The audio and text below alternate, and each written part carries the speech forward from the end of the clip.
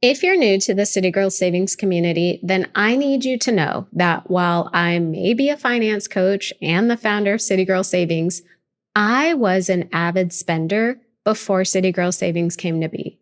I put myself in positions where shifting from a spending mindset to a savings mindset was an absolute necessity. That means I know a thing or two about being an overspender. I also know a thing or two about being a successful saver. So when it comes to shifting from a spending mindset to a savings mindset, my guidance speaks volumes because I've been there.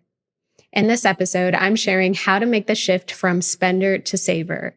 If you struggle with spending, you don't want to miss this episode. Hey there, I'm Raya Reeves, and over a decade ago, I turned my life around through budgeting. I went from being an overspender deep in credit card debt to being the founder and full-time money coach of City Girl Savings. Now, I help women work towards their dream life and tap into their financial power one budget at a time. I fully believe you can live a life you love with a budget, and I'm living proof. The weekly City Girl Savings podcast focuses on the intersection of money and the City Girl lifestyle. Join me every week along with some special guests as I share my experiences, advice, and guidance on navigating life and money as an experience-loving millennial.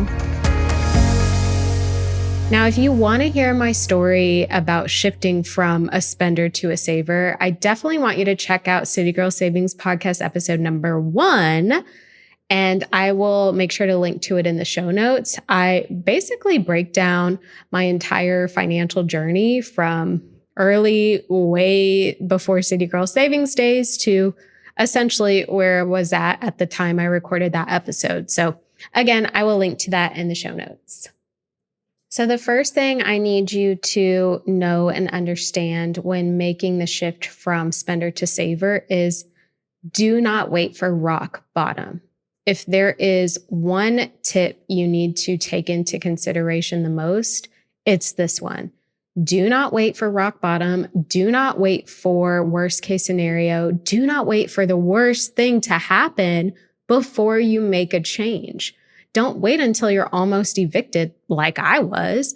Don't wait until you have nothing in the bank. Don't wait until you're laid off. Don't wait for rock bottom to make that change you need to make, to feel that motivation you need to feel to make a change.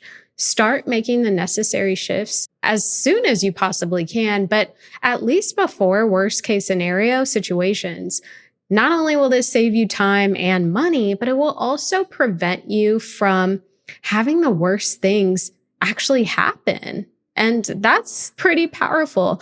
Yeah, saving time and saving money is wonderful, obviously, but protecting our mental peace is also wonderful and should be considered. So if you have the awareness now to start making changes, even if they're small changes, I want you to start doing so. Start looking at your bank account every day, create a budget, save $25 a paycheck. These small changes will help you transform from that spender's mindset to a saver's mindset. And I do want to just add that it's so easy to coast and relax, so to speak, when things are smooth. But that's the perfect time to actually work on making sure things stay smooth. Be proactive instead of reactive, because that's a much better place to be in with your money. And if you can learn that without having to react to something unexpected, you'll be much better off. The next thing you need to do is get clear on why this shift is necessary. Why is it so important for you to shift from a spender to a saver? Now, when you hit rock bottom, it's pretty clear why shifting your mindset and lifestyle is necessary. You have no choice. And if you're taking my advice and making changes before you hit rock bottom, I want you to get clear on why. Why do you need to make this shift? Why do you want to be more of a saver instead of a spender? I think having your why determined ahead of time helps to keep you motivated when things get rough, when the temptation gets high. And trust me, things will get rough. The temptation will get high. It's natural. There will be times where you want to say, screw it, and just make an impulse purchase that you shouldn't make. And getting clear on your why may just help you return that purchase or even avoid that purchase after you've mentally checked yourself. So over time, it will get easier to say no to things that don't help get you closer to your goals or get you closer to that why. The hardest part is always the beginning, but the sooner you establish why this is important to you, why you need to make this shift, you can ingrain that why in your mind and always refer back to it when the temptation gets high. And I think the same theory applies to goals, right? I mean, a lot of times we hear put why behind your goals because that why is going to make you motivated to keep working to reach your goals. So the same thing kind of happens right here. Why do you want to be more of a saver than a spender? And make sure it's a why that's impactful for you. Make sure it's not because your parents told you to, or your partner tells you that's what you need to do before you guys can take the next step, or society. Like, make sure it's something that is specific to you, personal to you. That why will make it that much more impactful, number one, but number two, will also help you keep that promise to yourself and keep that why to yourself and allow you to remember that this is worth working towards. Another thing you can do to make this mindset shift from spender to saver is think about all of the ways your life in the present, so your life right now, your situation right now, could be better with a savings. Now, if you've been in the City Girl Savings community a while, you know that I'm a huge advocate for visualization to help you reach your goals. I think picturing yourself achieving the things you want, picturing yourself having the life you want, plays a big role in you working towards those things. Picturing myself obtaining the things I've wanted most in life has greatly impacted how I go after my goals and has helped me see that, hey, it is possible. If I can see it in my mind, I can make it happen in reality. So with that said, how much better would you feel about your situation right now if you had money in a savings account or money in investments or money in your checking? Just if you had money because you didn't spend it. Think about how much stress, fear, and anxiety having a beefed up savings account would save you. There's no denying the fact that having money in your savings account or just spread across different accounts would make anyone's life better. Even if you make good money, having reserves can be such an empowering thing. So as you make this shift from a spending mindset to a savings mindset, focus on how much better your life would be if you actually had money in savings, if you actually kept money in savings and didn't spend it. As you start to realize the power of having a savings account that's funded regularly and having the savings account that gets you out of tough situations, you will prioritize building it up. And you'll eventually get to a place where you won't touch it unless it's absolutely necessary.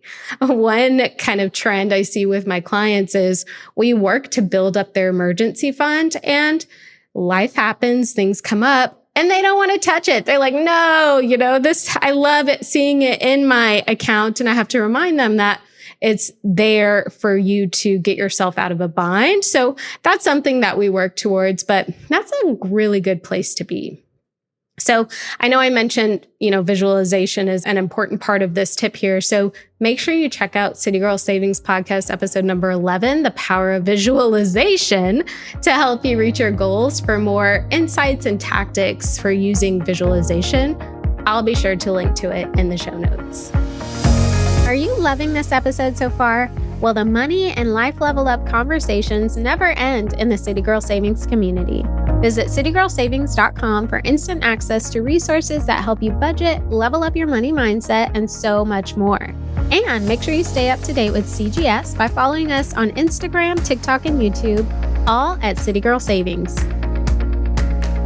The next thing you can do that will help you make this mindset shift from spender to saver is to learn to value security over material things.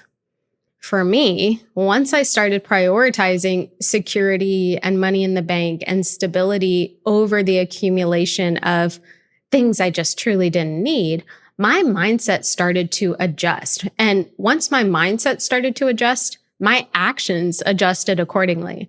I stopped spending money on clothes and shoes and purses and just silly stuff that brought me joy in the moment, but really didn't make me happy. And I started appreciating having money in the bank. So yes, I've been there. I know how fun it is to buy things in the moment. Like that spender's high is real, but it's not fun to look at an empty bank account the next day, right? It's not fun to see an accumulating credit card bill because you're so focused on this spender's high in the moment that really doesn't last. I know for me, I would have so much fun buying new clothes and I wouldn't even wear them. I would almost create scenarios in my head like, oh, I could wear this going to a museum, or oh, I would wear this to a gallery. Rarely went to museums, rarely went to galleries. And when I did, I surely didn't wear those items. So my point is to start understanding that security and stability is more exciting and enticing than material things.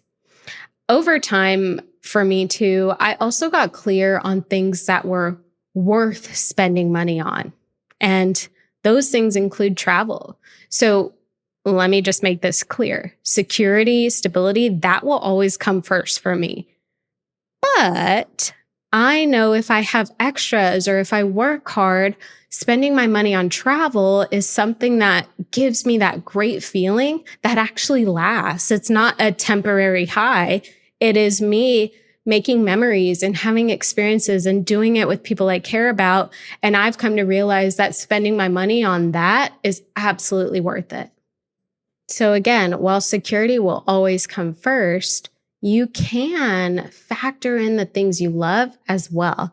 And I think this probably comes just with experience and time and practice and repetition. But the sooner you can learn to value security over material things, the sooner you'll notice your financial decisions align with getting you to a place of financial security. So start having those conversations with yourself right now. Ask yourself if you value security. Do you value security right now? And if you don't, or you're not sure, is it because you feel secure from someone or something else? So maybe your parents, your partner, an inheritance. And what would happen if that or they or it went away? Would you still feel the same? So have those conversations with yourself to kind of pulse check where you're at right now and identify the changes that you need to start making in your thoughts to get you to a place where you're actually valuing security over the accumulation of material things. The next thing you can do is let growing bank account balances fuel you, motivate you, inspire you.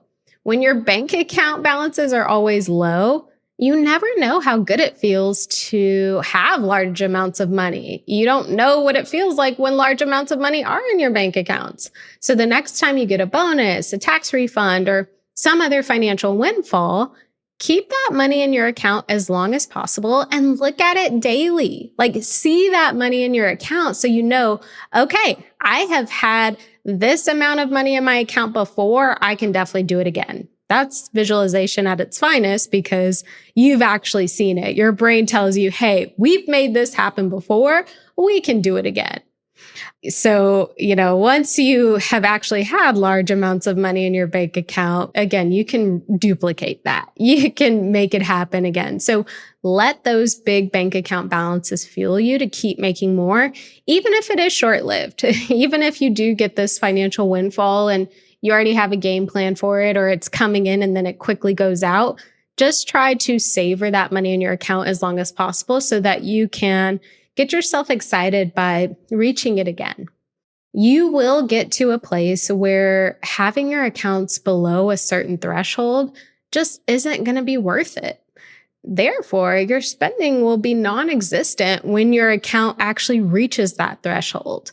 But that can only happen when you're used to functioning with more money. So if you're always used to functioning with minimal or very low account balances, you're never going to reach that threshold because this is just your norm. So it will take some upfront work to make sure that you can actually accumulate the funds you need in your checking or savings accounts and keep it there and establish that threshold. But as you learn to let growing bank account balances fuel you to keep going and keep accumulating, it will actually trickle into other areas as well. So next, shrinking debt balances will fuel you. And then compounding interest on investment accounts will fuel you. So it's really a compounding effect that this can have on you. So establish what you need to establish right now to start accumulating more in your bank checking savings accounts, and then let that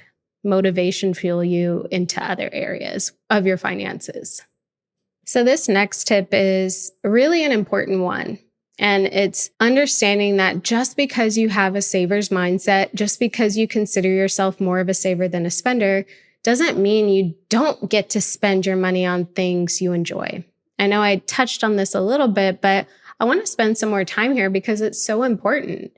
Just because you consider yourself a saver, just because you are a saver, doesn't mean you don't get to spend or that you never get to spend. That's not true. It just means you value saving over spending. And when you do spend, it's intentional. It's on things that truly bring you joy and happiness or help others, help yourself. So you are capable of planning for those purchases, planning for your discretionary purchases. You budget for fun spending. You save for the things that you love and enjoy. Never once will you hear me say that you cannot spend. I consider myself a saver who spends intentionally, and you can too. So just know that because you make this shift from spender to saver does not mean that you never can spend your money again. That's just not true.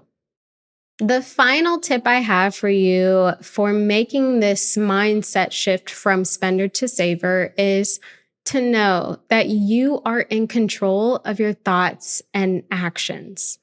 At the end of the day, no one is holding you at gunpoint, making you swipe your credit card.